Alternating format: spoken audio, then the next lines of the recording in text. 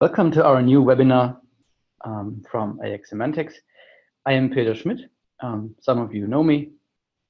I'm a computational linguist with AX Semantics, and I'm here today to show you a new function we introduced into our system called the histogram.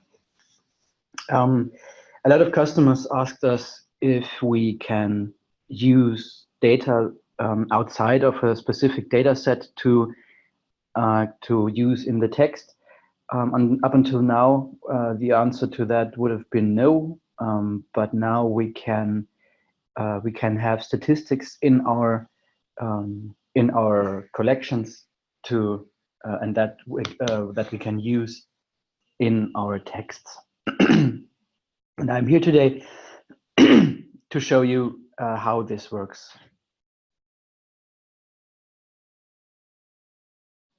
Today, I will show you why we need a histogram, what it's good for, what are the preliminaries, what do you need to use our function, our histogram function, and how you can use it in a text. And I will show you, of course, examples in our platform, how to access this information and how to use it in a text. Why histograms? Histograms are useful to classify data values. What does the what can the histogram do for you there? The histogram is a function that delivers you statistical information and an overview over specific data fields inside a collection. As an example, if you have a data field in all your data sets that's talking about the size of something, the display size of a mobile phone, for example, and you want to compare these sizes and place one product in the range of these sizes, this can be done with the histogram function. For example, we can do that with the sizes, as I told you, with prices or with Prota, like credit ratings and all that stuff. And our histogram function can find the additional values that a data field can have inside a collection more than the current product does. For example, if we have a mobile phone of Samsung, we can tell you that in your collection there's also Motorola or Apple as additional brands. Or you can find the common colors of your devices. For example, you will show that the 10 most common colors of your mobile phones if you have a data field called colors or color. What do you need for the histogram function? There must be data. No data, no analysis. Our histogram function scans over all your data sets you give it or you upload into one collection and aggregates an analysis for each data field. And this aggregation of the data is then delivered to you accessible in the rule set. These data fields have to be of consistent types. So if a data field, if you start a data field with it being a string, then it needs to stay a string. Or more important, if it's a number, sizes, for example, or all kind of ratings, they have to be numbers. Our machine differs in the aggregation between strings and numbers. So if you deliver us numbers in the form of a string, I'll show you how that looks later. Then the analysis will be different and most certainly useless, because you don't get delivered minimum values or maximum values for strings, because that's not a thing. And the data fields have to be filled sufficiently, which means you have to deliver a specific value often enough so that we can do an analysis on it. imagine you have 1,000 mobile phones and the field is filled 10 times. What does the value or the min-max values of these 10 devices really say about the whole collection? Almost nothing. So you have to give the machine enough data to work on.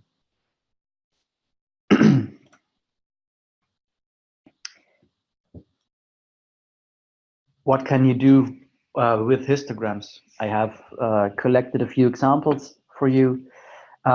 First, you can broaden your view of your texts. For example, use the data about the whole collection that you give us in your text. You can look outside of the specific data set you're actually texting for. You can place the product in the range of all your products. You can say if a specific value is in the best 25% of all your products, or you can tell if a specific value of your product is the top value of all your products, and you get the idea.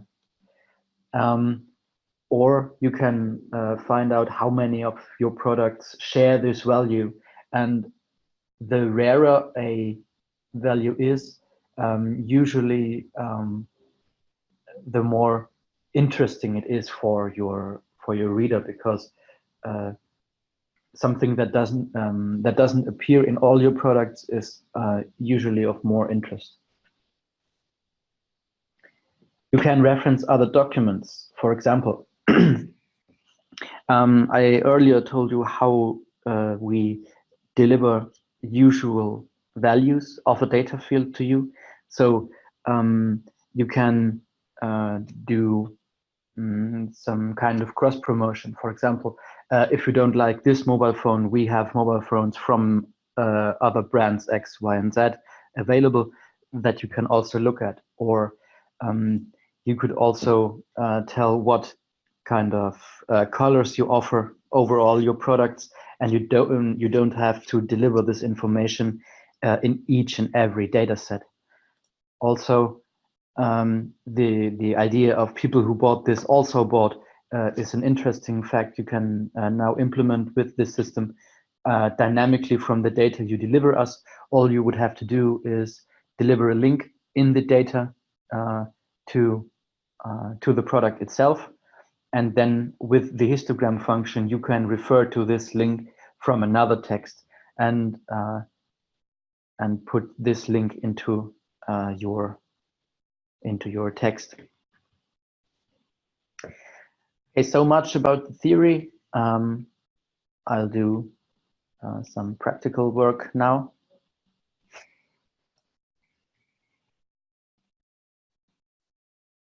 I prepared a training, as always. First, let's look at the data that I will use. I've uploaded the usual mobile phone data sets. You should all know that from the e-learning sessions and previous webinars. We have our usual data fields again. We have names, we have brands, we have colors, and this time we also have numbers. And these numbers, you see, don't have the quotes, and this makes them to proper numbers. If we would have quotes around them, they would be green, like the black here, for example, and they would be strings. That's what I meant earlier. These numeric data fields may not have these quotes around them. They may not be strings, or else the string analysis would be applied to them, and this is obviously wrong. What will I do? Let's look at the sentences I prepared for these texts. Here, at first, I have and already did the headline, Galaxy Note 4 GB, and if I select another data set, it switches as usual. This one doesn't have a size. Let's correct that.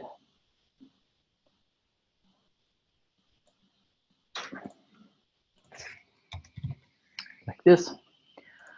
Okay, now it works.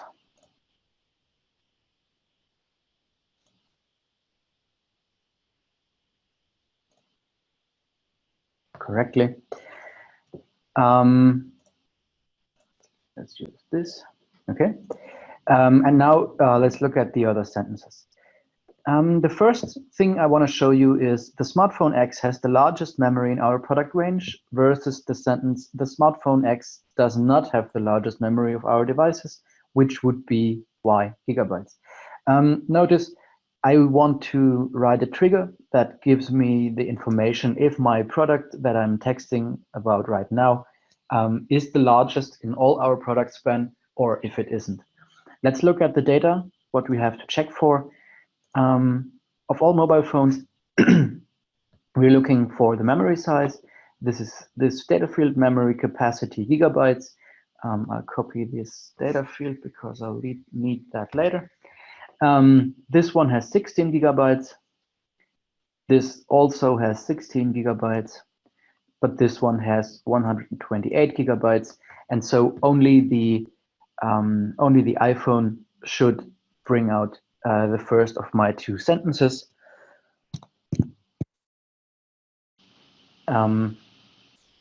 Okay, how do I use this this information about all these three products in my training?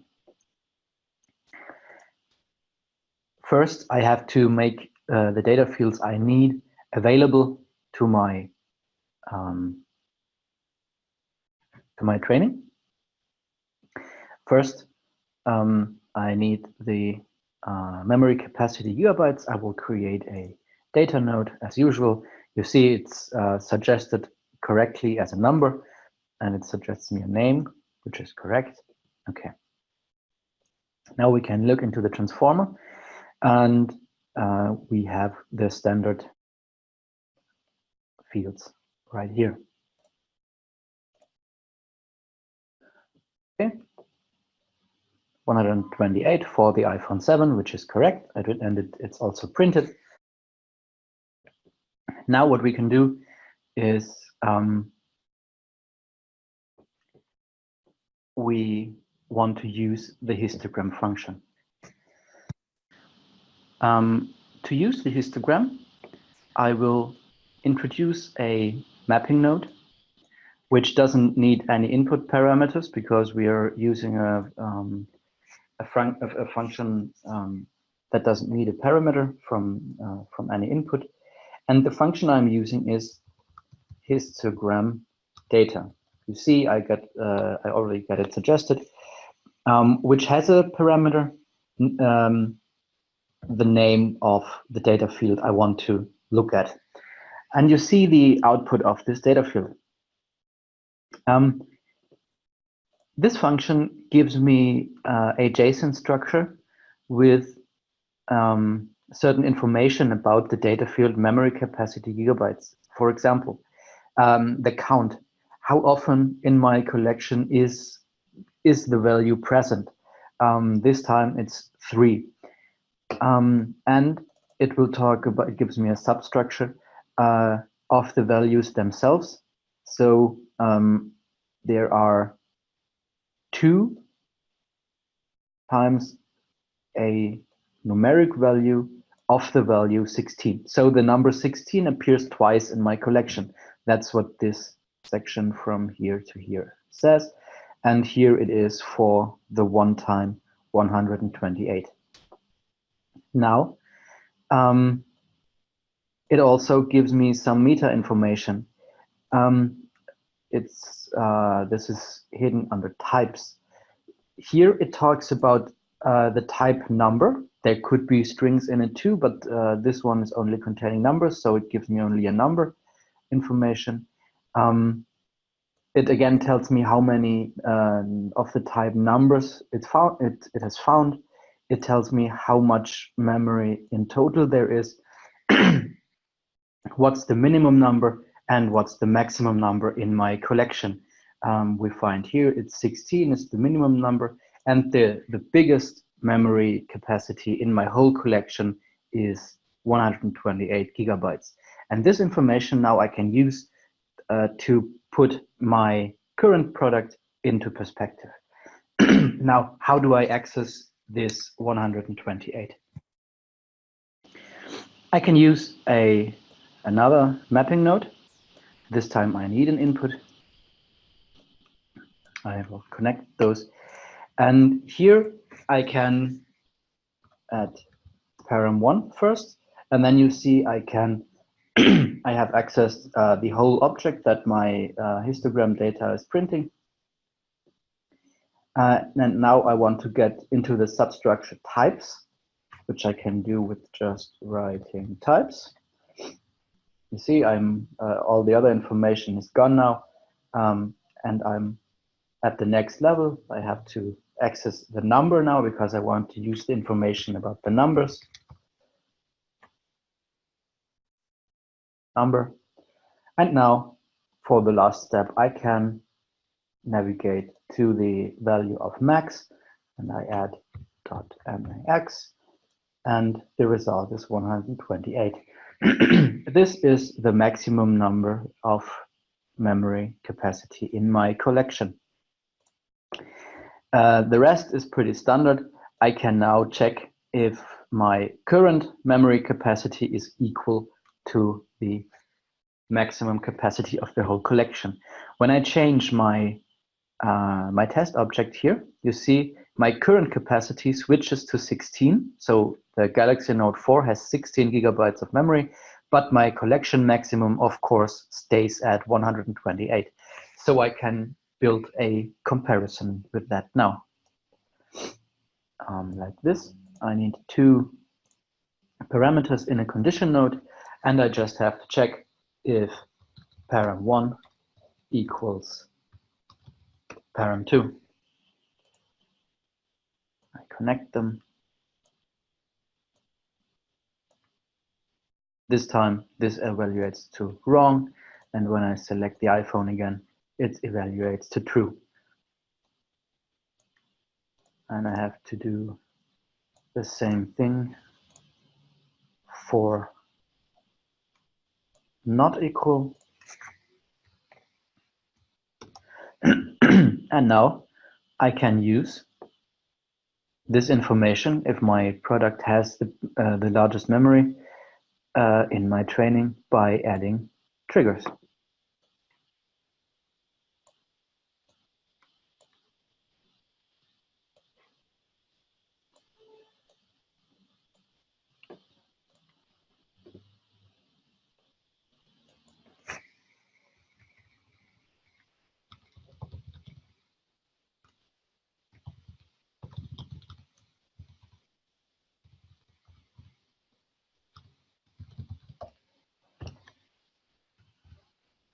Trigger biggest memory, so I can find it later. Trigger not biggest memory, and I want to use those in my writer as triggers for these two sentences.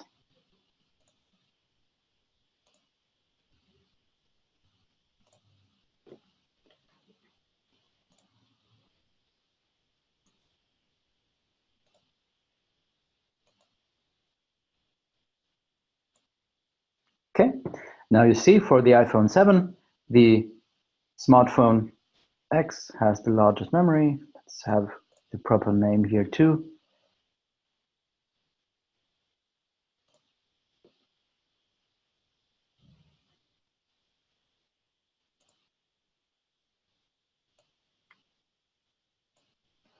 The smartphone iPhone 7 has the largest memory in our product range.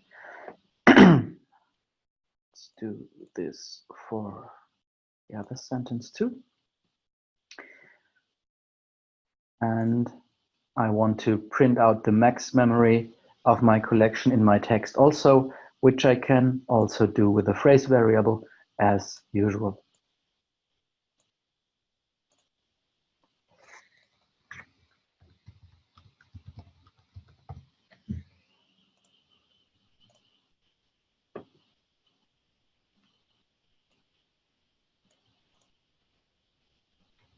I just add this property here. And when I switch to the Galaxy Note 4, it does not have the max memory. Let's use this one. Okay.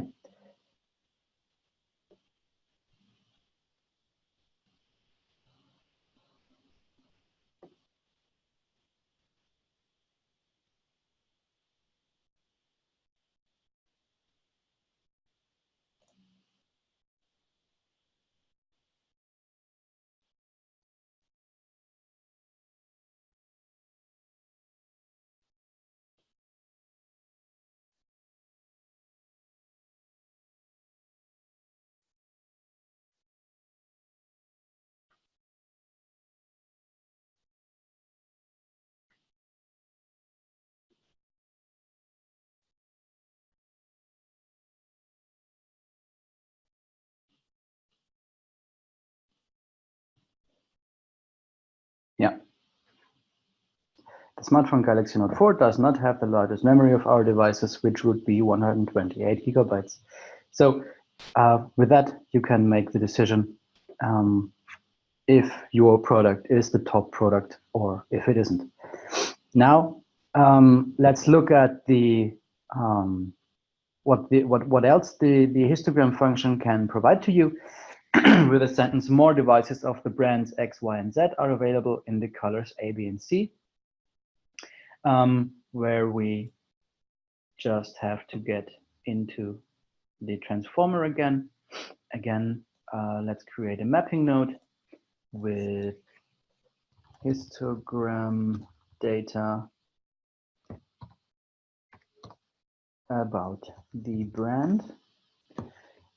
This is the text evaluation, the string evaluation of this of the histogram function. Notice it looks a bit different than the numeric evaluation. For example, you don't have the sums, the min and the max values. You only have the count, how many of the values are filled, or how many of these are Samsung and how many of these are Apple, for example, and how many strings there are in total. But what we can do now is we can list the Apple and Samsung, and with that provide an information what else is there in our collection. And we do that with a mapping again. It gets a parameter, and in that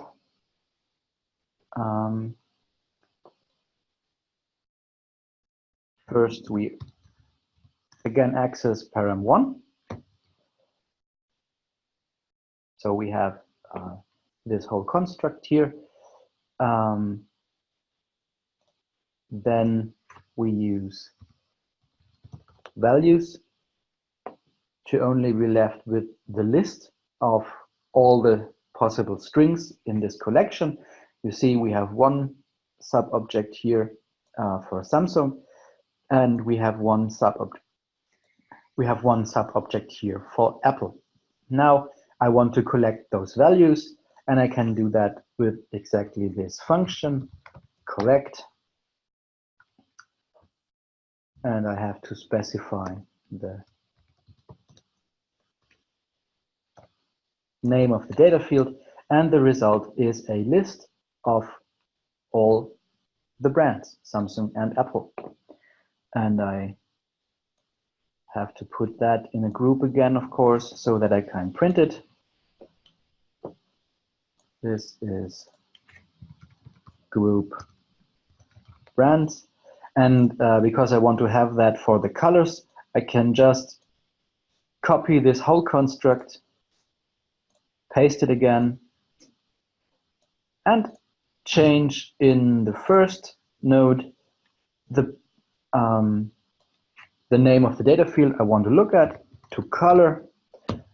And you see I get the information for color here in my histogram.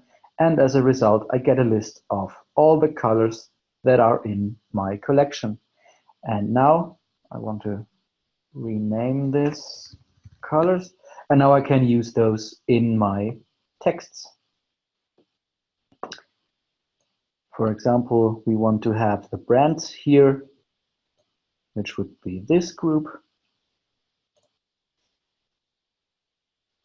Let's configure it correctly, and the colors work the same. Put the group here. Let's write an and here. And you see more devices of the brands Samsung and Apple are available in the colors black and gold. Okay, so we have information about our whole collection in our one text. What you can do with it is up to you, but I think it's a very powerful tool to have at your disposal. This function, of course, is also documented as usual. For that, go to our support section on our website, support.axsemantics.com, where to get help. Go down to our HTML3 expression language, which will send you to our function documentation. And in here, under methods and histogram data, I put here a description of what this function does, an example input data set, and then what I can do, or what's the output of the histogram data for once a numeric field, display größe Zoll. You see that's the screen size. It gives you the numeric analysis, and once for a string data field, it's called for brand, and it gives you the text analysis. Okay, so you can read about what I told you today and try to implement that yourself. Okay, that's already it. I'm happy if I could help you, and thank you for listening to me and bearing with me for half an hour. See you next time, and bye-bye.